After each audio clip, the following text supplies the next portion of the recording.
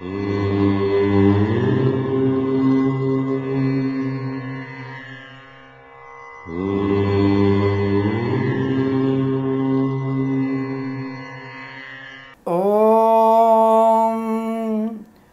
గురుభ్యో నమః. హరి ఓం. ఆపదామపహర్తారం ధాతారం సర్వసంపదాం లోకాభిరామం శ్రీరామం భూయో భూయో నమామ్యహం. అందరికీ నమస్కారం. 17/3/2019 నుంచి 23/3/2019 మధ్యలో ఉన్నటువంటి ద్వాదశ రాశి వార ఫలితాల గురించి తెలుసుకుందాం. ముందుగా మేషరాశి వారి ఫలితాలు విధంగా ఉన్నాయి.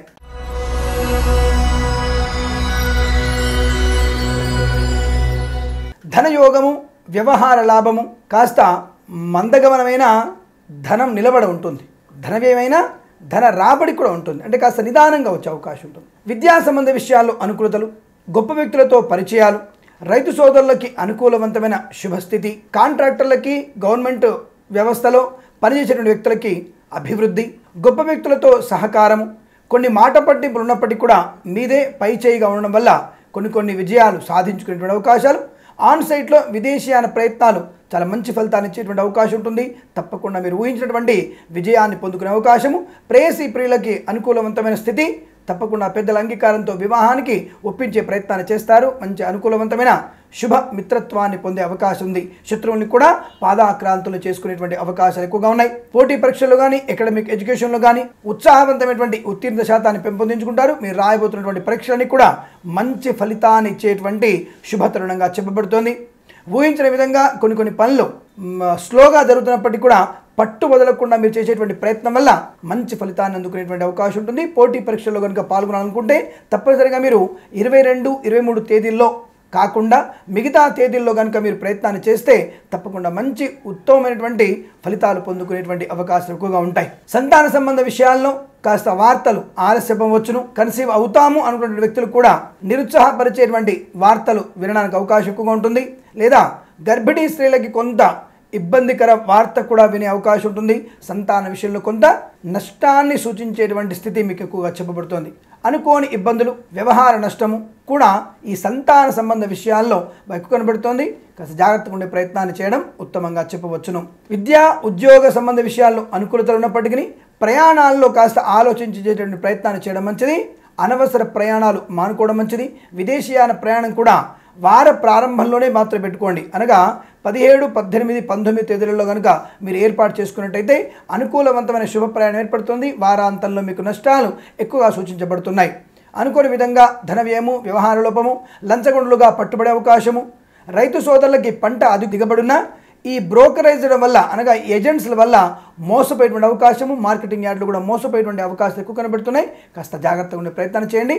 వారం ప్రారంభంలో అద్భుతమైన ఫలితాలు, మధ్యలో శుభ ఫలితాలు, అంతిమంలో కాస్త నెగిటివ్గా ఫలితాలు వచ్చేటువంటి అవకాశం ఎక్కువ కనబడుతుంది. ఆ యొక్క 2 రోజులు కానీ 3 రోజులు కానీ కాస్త జాగ్రత్తగా ఉండేటువంటి ప్రయత్నాన్ని కొనసాగించడమే ఉత్తమంగా చెప్పబడుతుంది. విదేశాలకు వెళ్ళేవారు చాలా జాగ్రత్తగా ఉండే ప్రయత్నాన్ని చేయండి.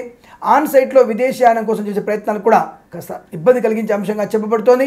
మీ యొక్క అవకాశం చేజారిపోయేటువంటి ప్రమాదం ఎక్కువ కనబడుతుంది. కాకపోతే ప్రయత్నాన్ని గట్టిగా చేయడం వల్ల అనుకూలవంతమైన పరిణామాలు ఎక్కువగా ఉంటాయి. ఆరోగ్య విషయంలో అనుకూలంగా ఉంటుంది. ప్రతి పనిని కూడా చాలా జాగ్రత్తగా బేరీజ్ వేసుకొని చేస్తారు. అందరి ప్రశంసలు అందుకునేటువంటి అవకాశం ఉంటుంది. కాబట్టి ఈ వారం మొత్తం ఆఖరి 2 రోజులు తప్ప మిగతా అన్ని రోజులు కూడా మీకు అద్భుతమైనటువంటి శుభ ఫలితాలుగా చెప్పబడుతుంది. స్పెక్యులేషన్స్లో, షేర్ మార్కెట్లో పెట్టుబడులు పెట్టవచ్చును. ఆర్థిక లాభాన్ని తప్పకుండా పొందవచ్చును.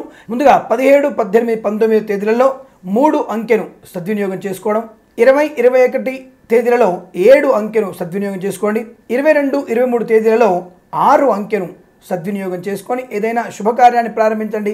మంచి ఫలితాన్ని పొందవచ్చును. అలాగే ఒక స్నేహితులు నన్ను ఒక మాట అడిగారు, గురుగారు అంకెల్ని ఎలా వినియోగించుకోవాలి? మీ రోజు ఏమైనా ప్రయాణం చేయమని చెప్తున్నాను, నేను 2 అంకెను వినియోగించుకోమన్నా. ఏదైనా వాహనాన్ని కొంటున్నారు, 2 అంకెను వినియోగించమని చెప్తున్నా. టోటల్గా అంకెల్ని కూడినప్పుడైనా 2 వచ్చేట్టుగా చూసుకోండి. లేదా మీ ప్రయాణాన్ని వీలైతే 2 గంటల సమయంలో ఏర్పాటు చేసుకోండి, లేదా 11 గంటల సమయంలో ఏర్పాటు చేసుకోండి. ఇలా ఆ సమయాన్ని 2గా గుణించి ఆ సమయంలో ప్రయాణించడం కానీ, 2 వ్యక్తులతో కలిసి వెళ్ళడం కానీ, 4 బాగుందంటే 4గురితో సంప్రదించేటువంటి కార్యక్రమానికి లేదా శుభకార్యానికి వెళ్ళడం కానివ్వండి.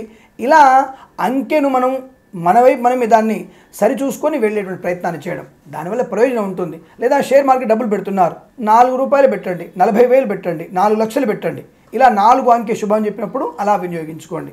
నెంబర్ని అలా వినియోగించుకునేటువంటి ప్రయత్నం చేయడం వల్ల అద్భుతమైనటువంటి శుభ ఫలితాలు ఉంటాయి. దానివల్ల ప్రయోజనవంతమైనటువంటి మానసిక ప్రశాంతత కూడా ఏర్పడే అవకాశం ఉంటుంది. మిమ్మల్ని తక్కువ చేయడము లేదా మిమ్మల్ని భయపెట్టడము జ్యోతిష్కు లక్షణం కాదు. ఆ విషయాన్ని మాత్రం బాగా గుర్తుపెట్టుకోండి.